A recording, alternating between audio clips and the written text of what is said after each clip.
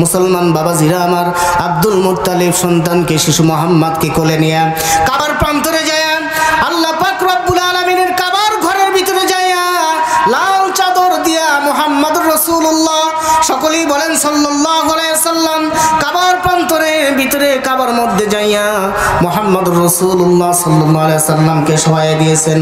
Abdul Muttalib যখন শোয়ায় দেওয়ার সাথে সাথে আব্দুল মুত্তালিব যখন আকাশের দিকে তাকায় একবার মুহাম্মদুর রাসূলুল্লাহর চেহারার দিকে তাকায়, আব্দুল মুত্তালিব চিন্তা করেন, হায় রে, এমন সুন্দর সুদর্শন যুবক, সুদর্শন চেহারাওয়ালা মানুষ, সুদর্শন চেহারাওয়ালা শিশু আমার জীবনে আর কোনোদিন দেখি নাই।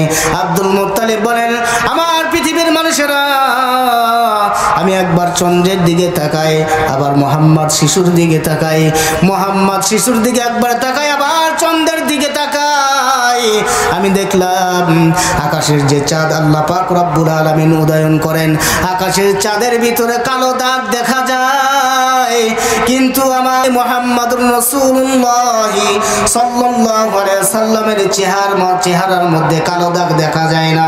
জোরে কোন সুবহানাল্লাহ। ইন্নাল হামদুলিল্লাহ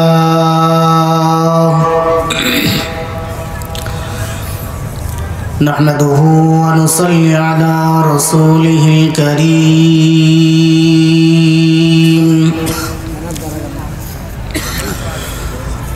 أما بعد فأعوذ بالله من الشيطان الرجيم.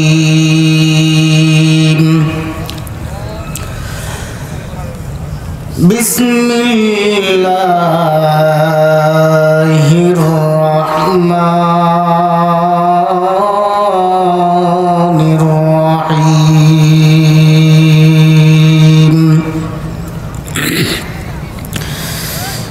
اقرأ باسم ربك الذي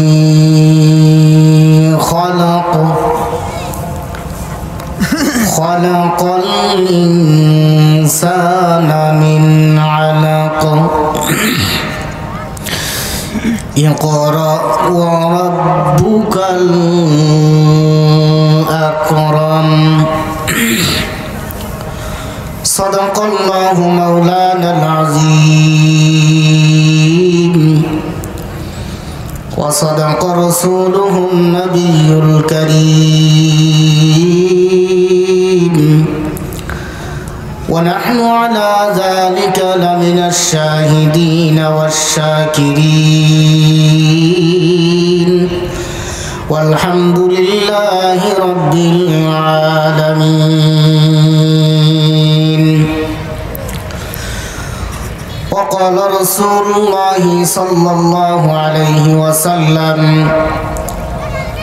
لا يؤمن أحدكم حتى أكون أحب إليه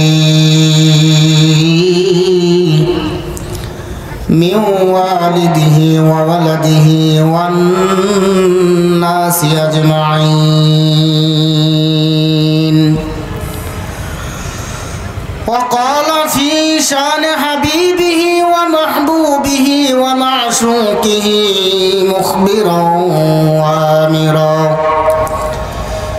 إن الله وملائكته يصلون على النبي يا أيها الذين آمنوا صلوا عليه وسلموا تسليما.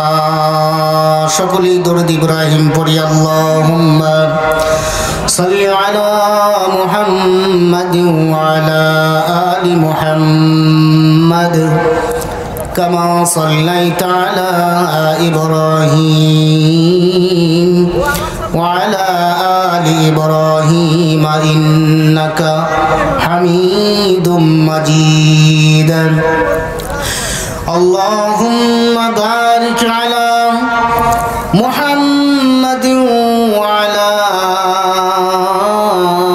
آل محمد كما باركت على إبراهيم وعلى آل إبراهيم إنك حميد مجيد رب اشرح لي صدري ويسر لي أمري واحلل عقدة من لساني يفقه قولي ओ नबियों में रहमत लक़ब पाने वाला मुरादे गरीबों के बरनाने वाला गरीबों की मलजा फकीरों की मावा यतीमों का वाली गुलामों का मौला बलगल उला बिकमालिही कशफत तुजा बिजमालिही हसनत जमीउ खिसालिही सल्लू अलैहि व आलिही उतर कर हिरा से सोए कौम आया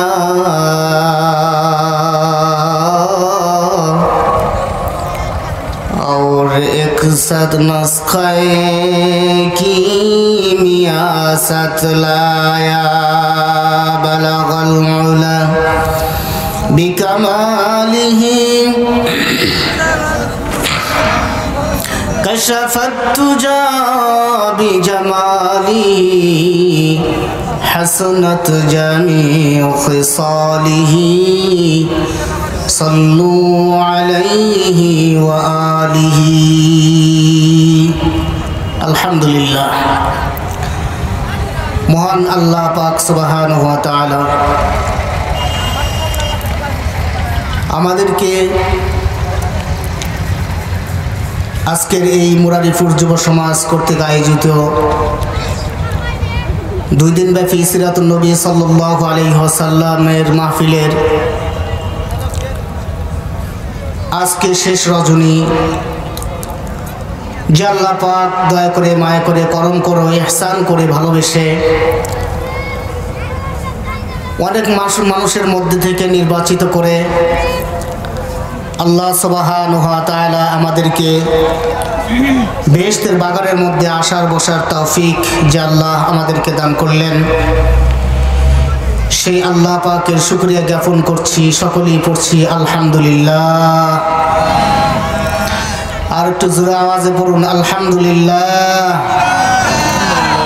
সেই সাথে আকায়ে নামদার তাজদারে মদিনা দুলালে আমিনা সাইয়্যিদুল কাউনাইন শাফিউল মুজনিবিন রাহমাতুল লিল আলামিন যিনি ছিলেন উম্মতের কান্ডার রহমতের ভান্ডার যিনি তামাম পৃথিবী করেছেন আলোকিত সেই মহান মানবের প্রতি শত কোটি দরুদ এবং সালাম সকলেই অন্তর দিয়ে পড়ি সাল্লাল্লাহু আলাইহি ওয়াসাল্লাম।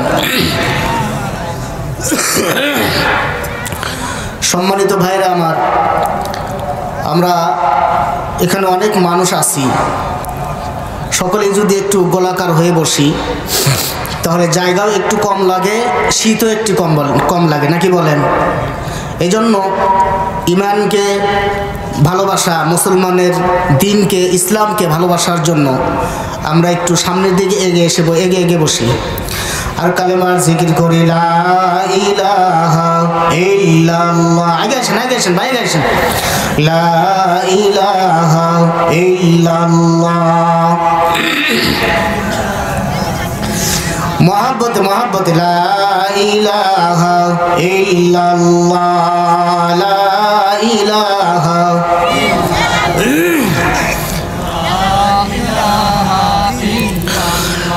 লা ইলাহা ইল্লাল্লাহ, লা ইলাহা ইল্লাল্লাহ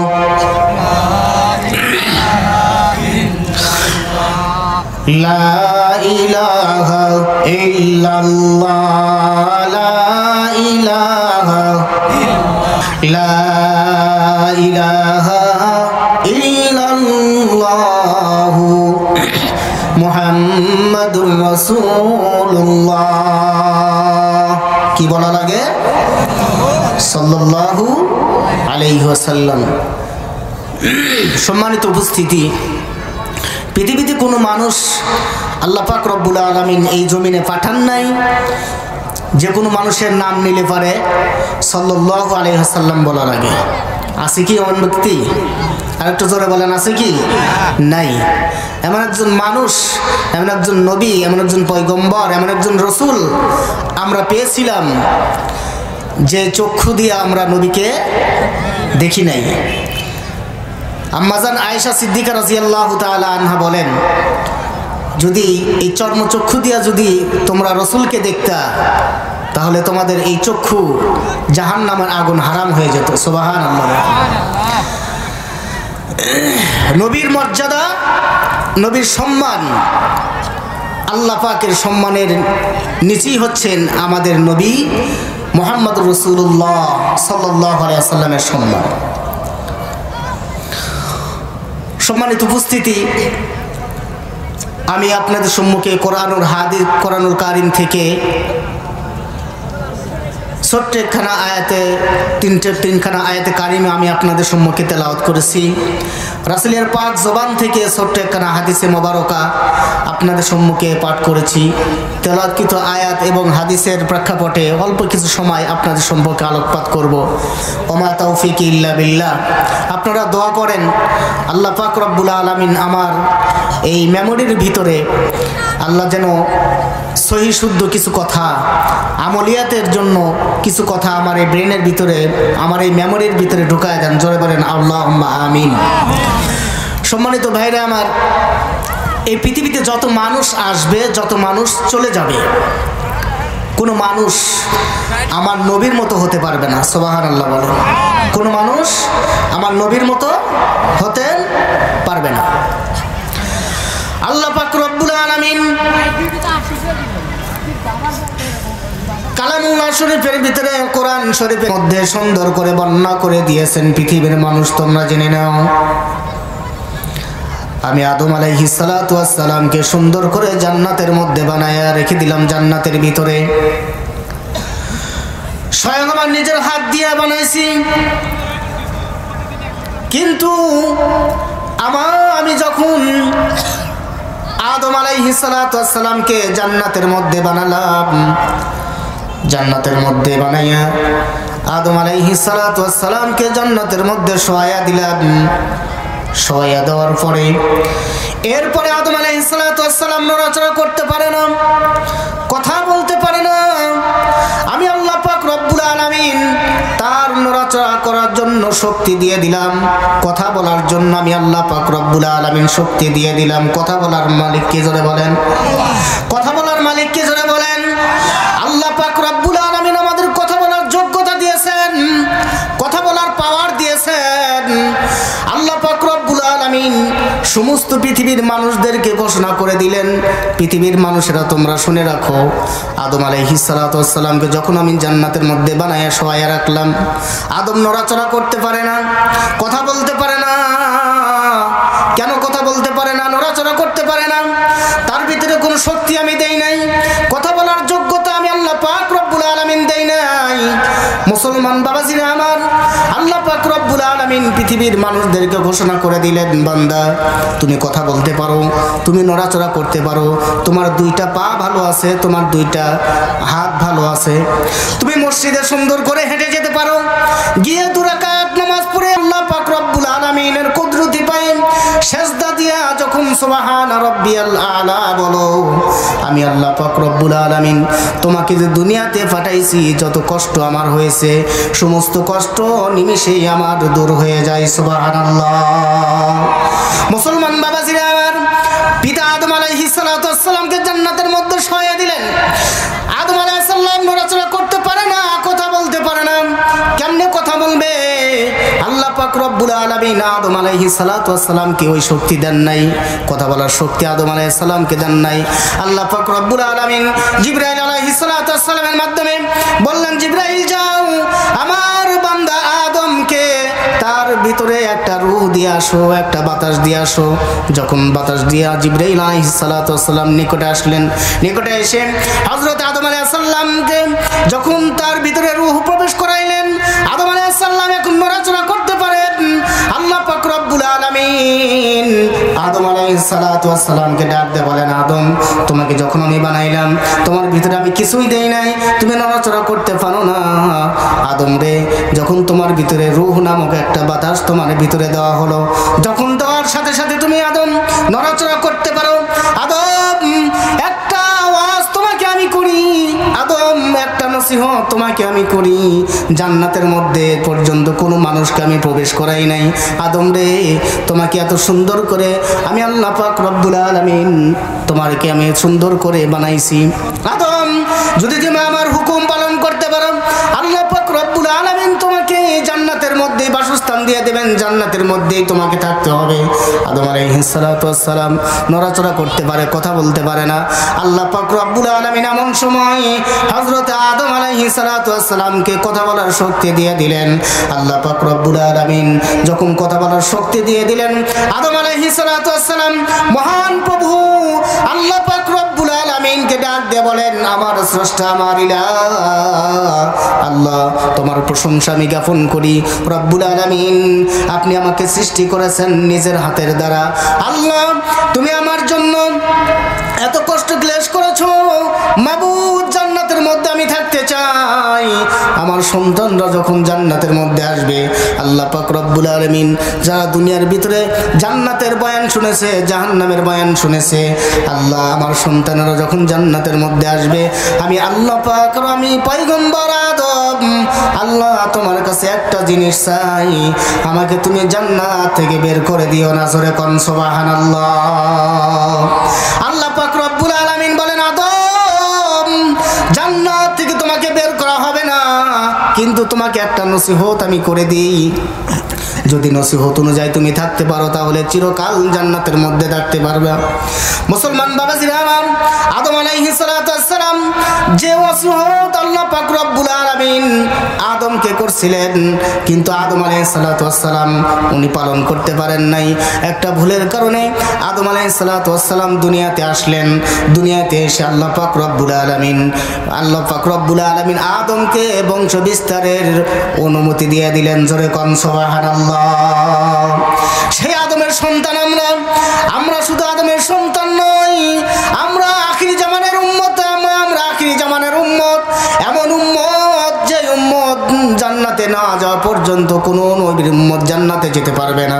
আমার ভাইরা, এমন একজন নবীর উম্মত হতে পেরেছি, এই জন্য আমরা খুশি না বেজার? জোরে বলে মুসলমান বাবাজিরা আমার আপনার পয়গম্বর হযরত মুহাম্মদুর রাসূলুল্লাহ সাল্লাল্লাহু আলাইহি ওয়াসাল্লাম এই পৃথিবীর ধরাধামে যখন আল্লাহ পাক রব্বুল আলামিন পয়গম্বরকে পাঠিয়ে দিলেন, আল্লাহ পাক রব্বুল আলামিন মা আমিনার গর্ভে যখন শিশু মুহাম্মদ সাল্লাল্লাহু আলাইহি ওয়াসাল্লাম এসে গেলেন, আল্লাহ পাক রব্বুল আলামিন পয়গম্বরকে জানা দিলেন, পয়গম্বর আপনাকে কিন্তু আমি সারা পৃথিবী আপনার কারণে আলোকিত করিয়ে দেব। জোরে কোন সুবহানাল্লাহ। আমিনার গর্ভে শিশু মুহাম্মদ, হযরত আমিনা বলেন, আমার বাচ্চা শিশু মুহাম্মদ যখন আমার গর্ভে,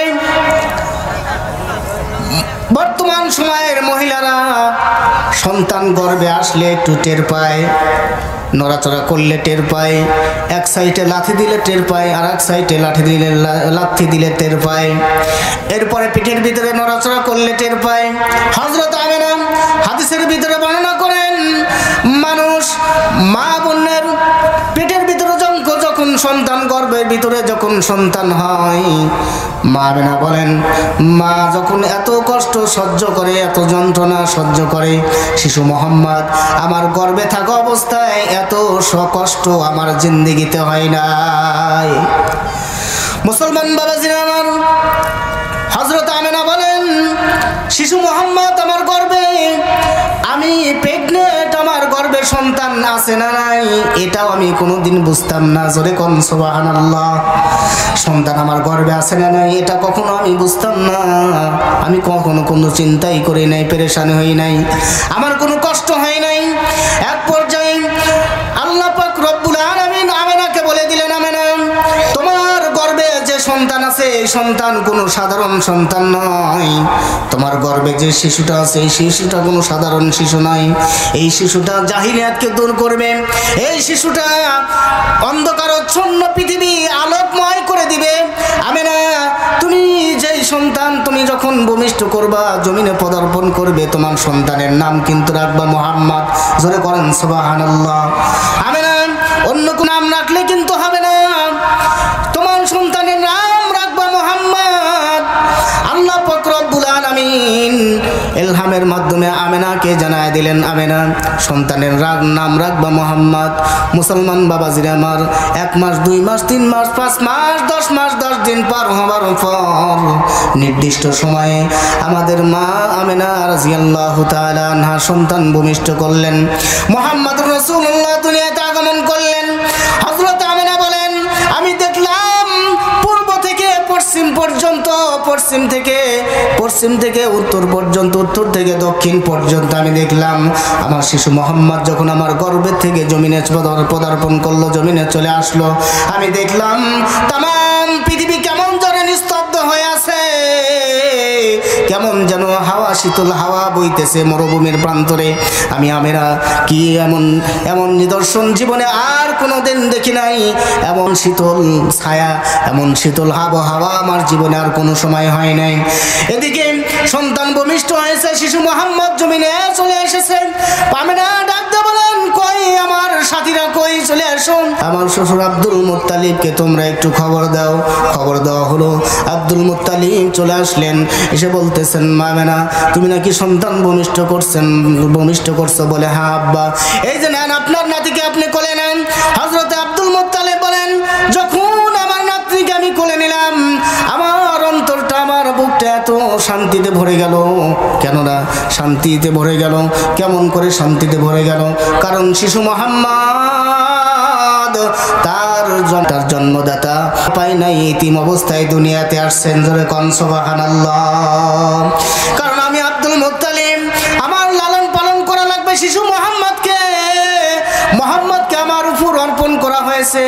আমি আব্দুল মুত্তালিব আমার শিশু মুহাম্মদকে, আমার ভাতিজাকে আমার নাতনিকে লালন পালন করা লাগবে।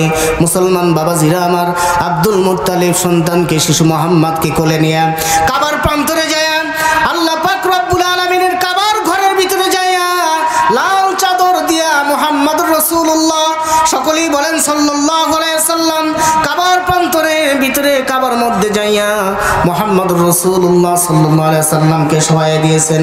আব্দুল মুত্তালিব যখন শোয়ায় দেওয়ার সাথে সাথে আব্দুল মুত্তালিব যখন আকাশের দিকে তাকায়, একবার মুহাম্মদুর রাসূলুল্লাহর চেহারার দিকে তাকায়।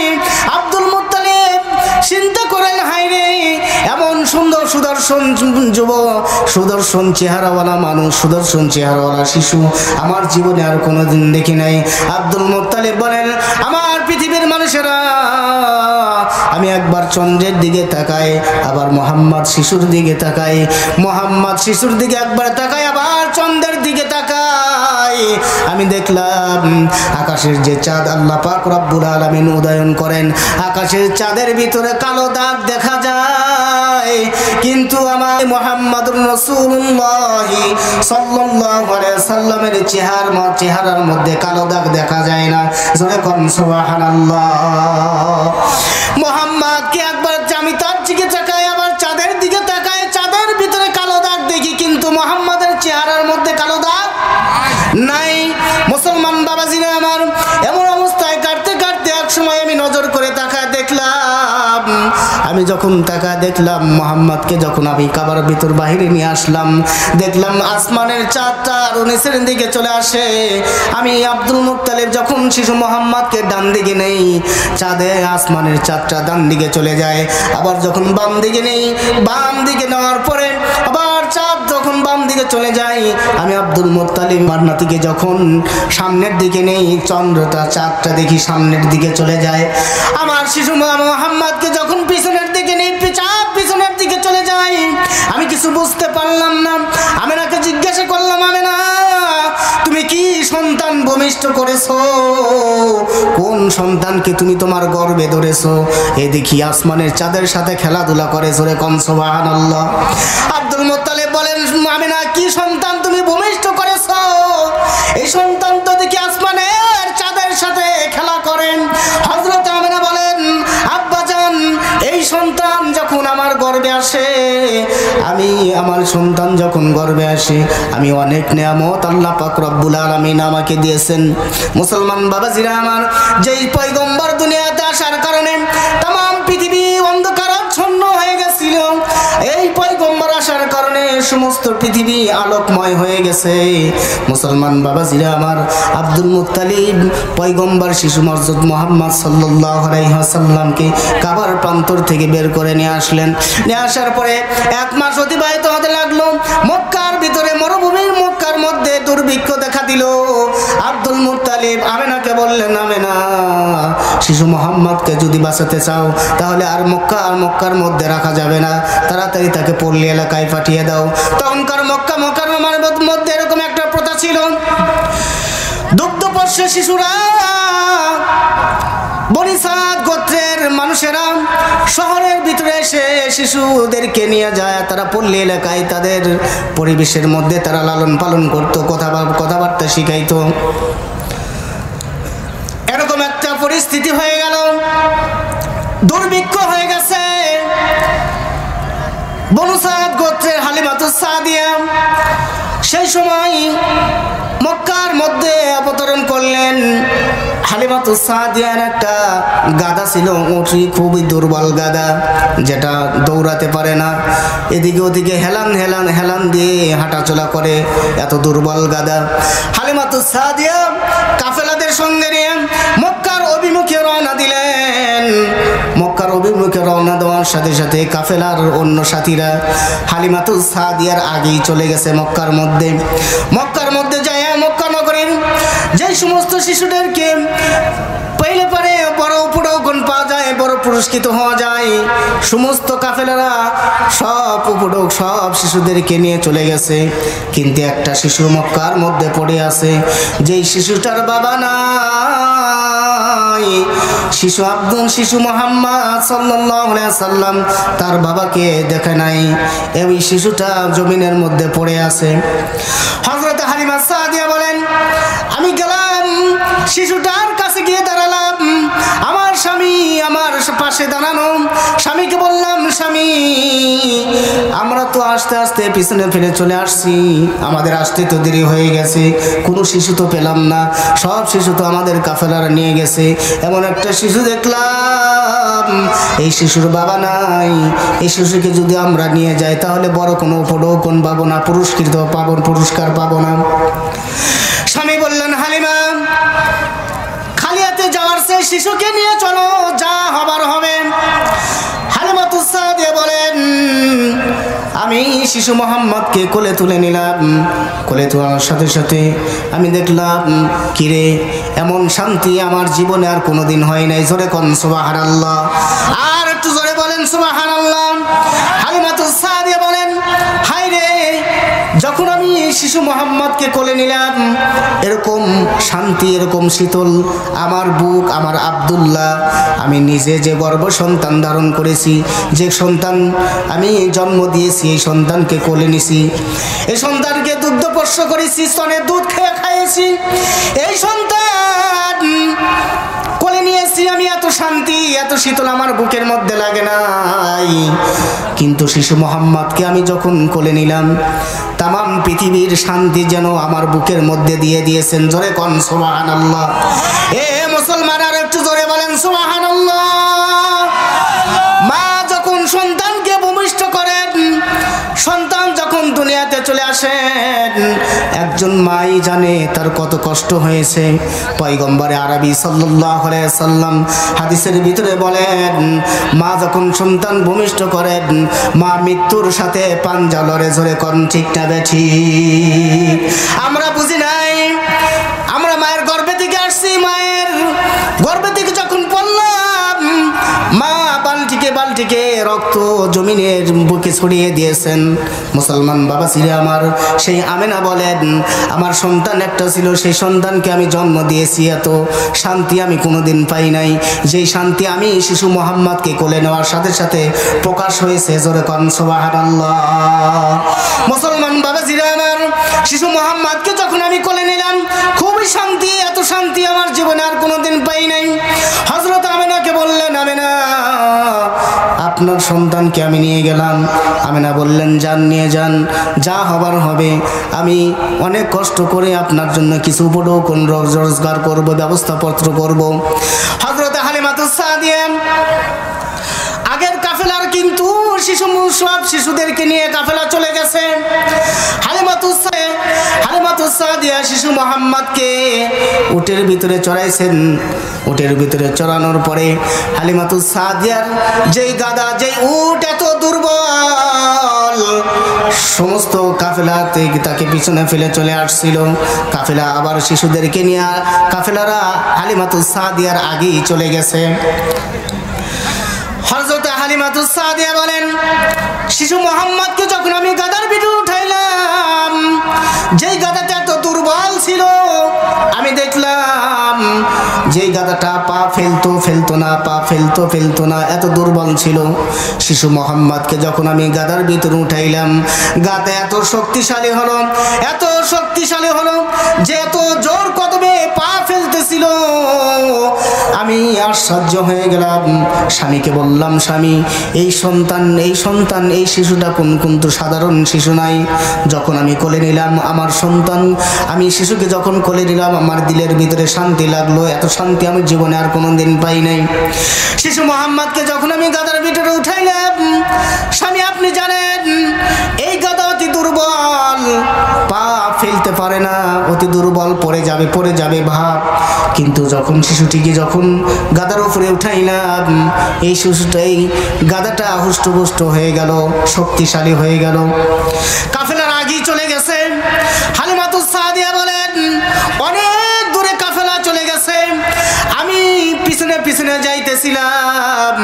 এক পর্যায়ে যাইতে আমার কাফেলারা আমার আগেই চলে গেছে। আমার এই দুম্বা, আমার এই গাদাটা শিশু মোহাম্মদকে যেই বহন করে নিয়ে যায়, এই গাদাটা সমস্ত কাফেলাদেরকে পেছনে ফেলেছে। জোরে কোন সুবহানাল্লাহ। কাফেলার সমস্ত মানুষ জিজ্ঞাসা করছে, হালিমা তুমি কি সেই গাদায় নিয়ে যাইতেছো যেই গাদা আমরা একসঙ্গে নিয়ে গিয়েছিলাম কিন্তু তুমি পিছনে পড়েছিলে? বলে, হ্যাঁ, আমার সেই গাদা। আমাদের বিশ্বাস হয় না। হালিমা, তুমি নিশ্চয় অন্য কোনো গাদা নিয়েছো? বলে, না, আমি যে গাদা নিয়ে গিয়েছিলাম সেই গাদাই আমি নিয়ে আসতেছি। আমার দ্বিতীয় কোনো গাদা ছিল না, আমি সেই গাদাই নিয়ে যাই। হালিমাতুস সাদিয়া বলেন, হালিমাতুস সাদিয়া তোমার গাদা এত শক্তিশালী হলো কেমনে? বলে, আমি বলতে পারবো না। হালিমাতুস সাদিয়া বলেন, একটা শিশুর বরকতে আল্লাহ পাক রব্বুল আলামিন আমার গাদার ভিতরে শক্তি দিয়ে দিয়েছেন। জোরে কোন সুবহানাল্লাহ। একটু কালেমার জিকির করি, লা ইলাহা ইল্লাল্লাহ। মহব্বতে ভাই আওয়াজ দিয়ে পড়েন, আওয়াজ দিয়ে, লা ইলাহা ইল্লাল্লাহ, লা ইলাহা ইল্লাল্লাহ, লা ইলাহা ইল্লাল্লাহ, লা ইলাহা ইল্লাল্লাহ, লা ইলাহা ইল্লাল্লাহ, লা ইলাহা ইল্লাল্লাহ, মুহাম্মাদুর রাসূলুল্লাহ। সকলেই পড়ুন সাল্লাল্লাহু আলাইহি ওয়াসাল্লাম। হালিমাতুস সাদিয়া কাফেলাদেরকে বললেন, কাফেলারা, আমি বুঝতে পারি নাই যখন এই শিশুটিকে গাদার উপরে উঠাইলাম, গাদাটা এরকম শক্তিশালী হয়ে গেল কিসের বরকতে? জোরে বলেন। এ ভাই, কিসের বরকতে গাদা শক্তিশালী হলো বলেন? মুহাম্মাদের বরকতে গাদা শক্তিশালী হয়ে গেছে। হালিমাতুস সাদিয়া বলেন, অত্যন্ত ভদ্রতার সাথে আমি শিশু মুহাম্মদকে আমার ঘরের মধ্যে নিলাম। ঘরের মধ্যে যাওয়ার সাথে সাথে আমার সন্তান আব্দুল্লাহ আমার স্তন চেটে দুধ পেত না। ঘরের মধ্যে যাওয়ার সাথে সাথে ঘরের আমার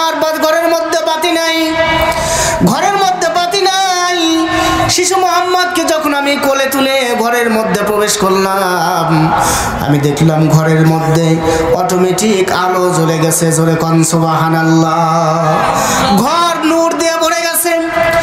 আমি আমার স্বামীকে জিজ্ঞেস করলাম, স্বামী, এই সন্তান তো বরকতময় সন্তান, আমার ঘরের মধ্যে কোনো ল্যাম্পো বাতি জ্বালানো নাই, ঘরের মধ্যে কোনো কারেন্টের বাতি জ্বালানো নাই, কেমনে কেমনে ঘরের ভিতরে আলো প্রজ্বলিত হয়ে গেল?